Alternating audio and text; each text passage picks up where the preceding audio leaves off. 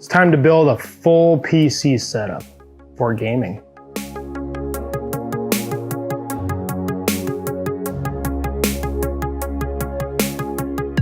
All right, so that's what we're gonna do.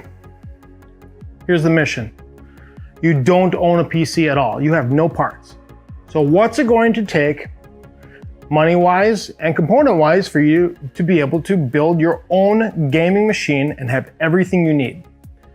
You can do it for semi-cheap. You can do it for a lot of money, 8, 10 grand and more, depending upon the monitor and the graphics card, so on and so forth, that you want to get. But what do you really need to be able to game most games at near to top-end settings, even some of your AAA titles, or even do some competitive gaming? Well, pretty straightforward. I'm gonna surround this around a few things here. Now, I was trying to keep a budget of under $2,000. And the reason why is we're talking all in. And we wanted to have a very good and current gen hardware on pretty much everything. So I've been watching a few channels, and this was a monitor that was actually suggested by Linus Tech Tips. They did a recent video on best gaming monitor, 144 hertz gaming monitor for under $200, something along those lines. I can't remember the exact title. And he had compared the Scepter, the Scepter to, it was an LG and then some other brand, which was an absolute nightmare. He had nothing but problems with the monitor. So he basically did the review between this and this LG that he had. So you can pick this up for around $160 to $175, depending upon where you get it. So that's where we're gonna start things at, so partially so I can get this out of the way and move on to the next stuff. So we'll come back to the monitor more so at the end, but that is the Scepter E255B gaming monitor. It's 165 hertz refresh rate, a 1 millisecond response time. It is a 1920 by 1080 panel. Again, that's where a lot of people are gonna be gaming, but because of the higher response time, or the refresh rate, I should say, it's gonna be good for competitive gaming. And if you want to have those higher frame rates, which that's still the majority of gaming out there, is the standard HD gaming or 1920 by 1080. Now, with regards to what I was actually basing the system around, I was trying to figure out a way to have a good competitive or current gen and I guess fast processor, a motherboard with a good feature set that will be stable or hold your CPU stable on it and have a good memory compatibility, as well as have a good graphics card. Obviously that's kind of your center of gaming, if you will, is really the CPU and your graphics card. So we decided to base this around the Ryzen 5 3600. You get this processor for $200, and then the motherboard, which is the one I did the unboxing of last week of the TUF Gaming the TUF Gaming X570 Plus with Wi-Fi from Asus for $200 as well. So you'd be talking about $400 if you buy it on a Newegg. Now, if you go into somewhere like a Micro Center, if you have one available to you, they'll usually combo these and you'll get between $30 and $50 off. So that becomes a real nice value at somewhere between $350 to $370 for a CPU that's going to be very good for just about anything, because it is a 6-core, 12-thread processor. It does have it's 3.6 megahertz base clock with boost up to 4.2 gigahertz. I believe I said megahertz on the base clock. That would be very slow. 3.6 gigahertz for the base clock. So this will handle a lot. I mean, between gaming and some streaming, and even if you wanted to get into some rendering of sorts, some video processing, whatever, this will work. It just, it's not gonna be like a 9900K, but also this is less in cost than just the 9900K. Which is going to bring me to my next point. The reason I didn't go to an Intel system is mostly cost and the fact that these things are very competitive where they're at. They're just great processors right now. AMD's done a very good job finally bringing relevance to their CPU line of processors for the consumer. 9700K is going to cost almost as much as these two together. And then you're going to have a motherboard that you would need for a Z390 motherboard or something along those lines if you're using it strictly for gaming. So this is going to have what we need here. And I chose this motherboard again, and I outlined it in the last video. This has a lot of feature set to it. Yes, it's an X570. Don't really need the features of the X570 itself with regards to the PCIe Gen 4 for, I guess, the bus speeds there, because I'm going to be using an M.2 that's a Gen 3. I don't want to spend the money on it and don't really need it. But for the $10 extra on this one versus the $189 for the non-Wi-Fi version, now we have Wi-Fi as well. And this is 802.11ac. So we're going to call that relevant. Graphics card. You can pick up a 2060 for under $400 now. The Asus Strix RTX 2060 OC edition with the 6 gigabytes of RAM. This is a very good graphics card. This will hammer out about everything in 1080, and it will play about everything in 1440 or 2K if you want to call that, and some stuff in 4K. You're going to have the RTX features. Yes, you're not going to go out and drive a PG27UQ 4K monitor at 200 frames a second on your AAA titles. It's just, well, 2080 Ti, so don't necessarily do that, but this is going to be for the majority of people. Under $400. Okay. I had to get an extra fan for the case. This case is the Corsair 220T RGB mid-tower gaming case. Since they call it gaming case, you know it's immediately better, right? Whatever. This comes with 3 of the SP120 RGB Pro fans.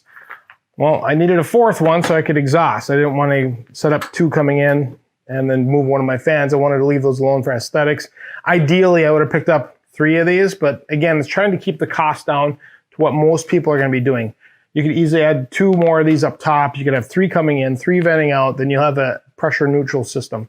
But we're going to go ahead and do this. It'll be a pressure positive. I get it. Just needs some cleaning, but this does have air filtration on it, if you will. So that's what this is. I did this. This case is $100. The reason I chose this case is it's clean. It's Corsair. It's got 3 RGB good fans already included, which that's worth money. I would ideally like to see this case around that $70 to maybe $80 price point, but because of the fact it does have the fans already included that are RGBs, it's hard to say RGBs, it does have a tempered glass front. It should be easy to work with and work within. This should be a real nice case. It is made of steel mostly, so this is a very solid case. RAM. Sweet spot for Ryzen right now seems to be between that 3600 and 3800 megahertz RAM. Pick this up for $100. It's 16 gigs of 3600 speed RAM, 2 8 gig modules.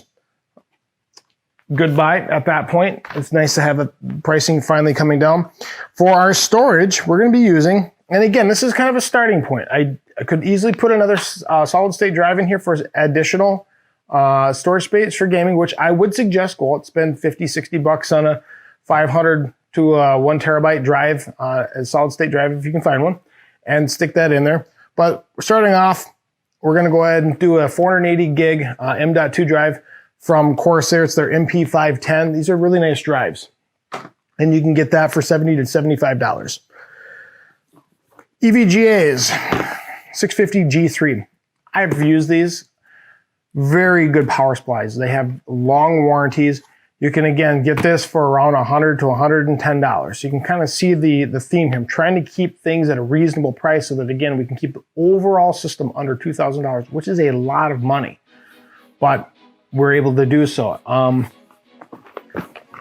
This will be a very solid power supply, more than enough power for what we're doing here.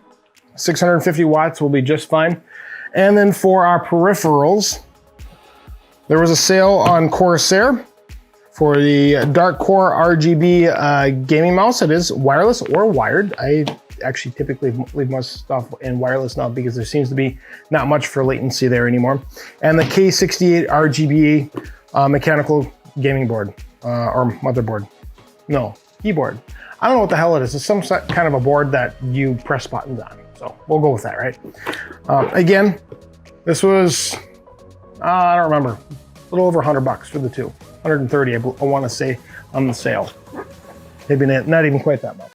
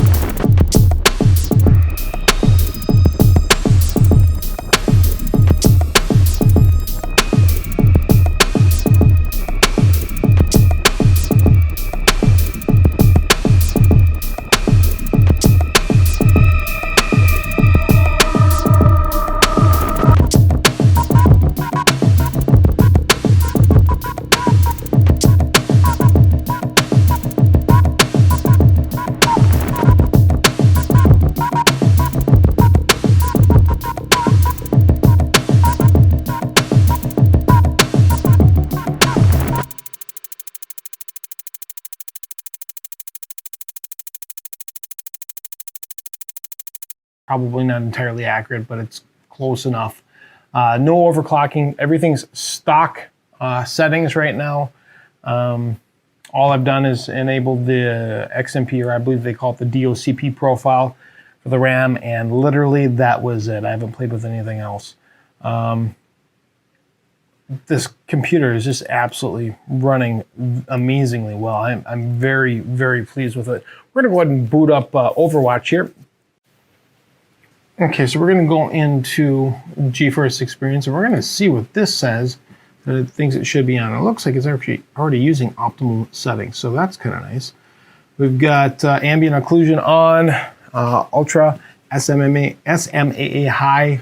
We have full screen for the display mode, obviously, dynamic reflections high, ultra for effects and lighting, local fog, local reflections is on, refraction quality is high, render scale is set, resolution at 1920 by 1080, we know that. Shadow is ultra, epic at 16 by for the texture filtering quality. Texture quality is at high.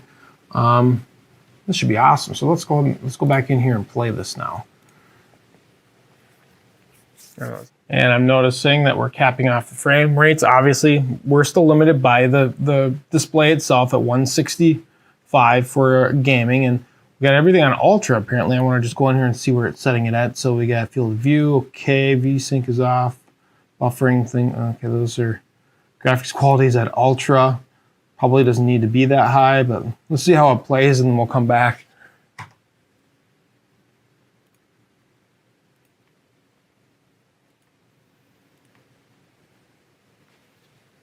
I'm gonna quick play and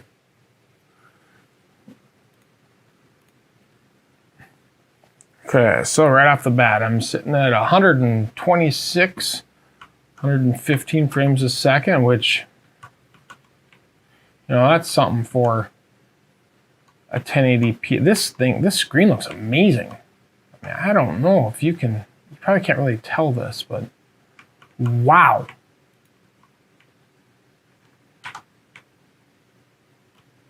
I mean, this screen looks absolutely stunning for a $160 display. Well, let's see if we can get this guy here. Ooh, I just got smoked. Walked into 3, huh? We're on ultra for settings. Frames are well over 100. Right now I'm at 125. 130. See what it's like once I get into some action here.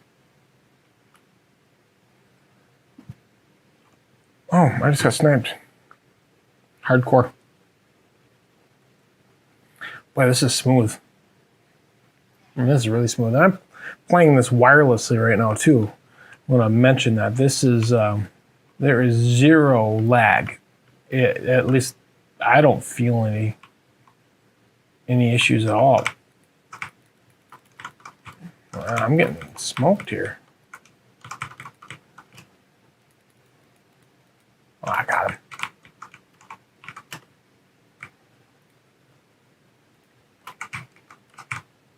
I don't really know where he's at. Oh, there he is. Got him that time.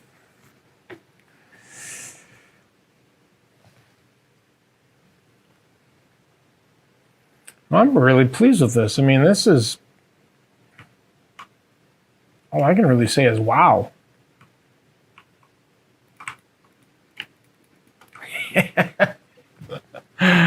Oh. All right. That was not impressive.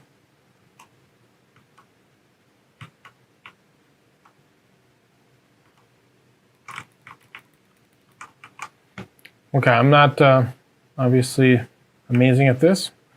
At least right now I'm not doing very well. I usually do better than this. I think he's going to come back and do the exact same thing to me. What do you think?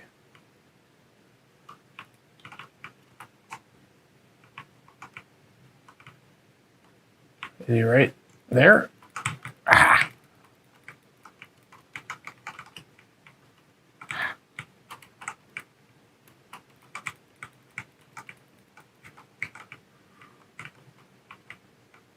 What in the world is that dog doing? Ha! That was lucky. I'm not going to pretend that was anything but luck, because that was just pure luck.